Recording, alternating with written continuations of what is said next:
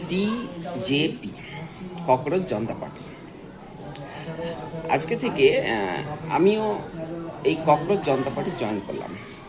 আমাদের সুপ্রিম কোর্টের প্রধান বিচারপতি মাননীয় সূর্যকান্ত এই সমস্ত বেকার ছেলে মেয়েদের ককরোচের সাথে তুলনা করেছে, লাইক এ ককরোচ বলেছে, আরশোলার মতো। তো স্বাভাবিক প্রতিবাদ করা উচিত প্রত্যেকটা বেকার ছেলে মেয়েদের। তো এই ককরোচ আরশোলাতে কিছু ফ্যাক্ট আজকে আমি বলছি, যে এই ককরোচ প্রায় 30 কোটি বছর আগে এই পৃথিবীতে এসেছিল। এরা এতটা শক্তিশালী জীব যে এরা 1 মাস পর্যন্ত না খেয়েও বেঁচে থাকতে পারে। এদের যদি পা হাত কেটে দেওয়া হয়, ঠিক কিছুদিন পরে 3 থেকে 4 সপ্তাহের মধ্যে নতুন পা হাত আবার জন্ম নেয়। এমনকি এদের মাথাও যদি কেটে দেওয়া হয়, তবুও এরা বেঁচে থাকতে পারে 4 থেকে 5 দিন, কারণ এদের শরীরের বিভিন্ন জায়গায় স্নায়ু কাজ করে।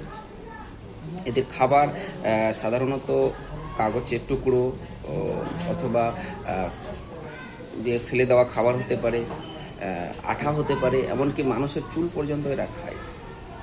এরা এতটা শক্তিশালী, এরা প্রায় 40 মিনিট পর্যন্ত নিঃশ্বাস বন্ধ করে এরা প্রায় থাকতে পারে। এমনকি এটাও শোনা যায় যে যখন আমেরিকা জাপানের উপর যখন পারমাণবিক বোমা ফেলে, তখন প্রায় অনেক প্রাণী, মানে বেশিরভাগ প্রাণী নষ্ট হয়ে গেছিলো, পোকামাকড় পতঙ্গ নষ্ট হয়ে গেছিলো, কিন্তু এই আরশোলা বেঁচে ছিল, কিছুদিন পরে মাটি ভেদ করে এসেছিল। তো এই যে আমাদের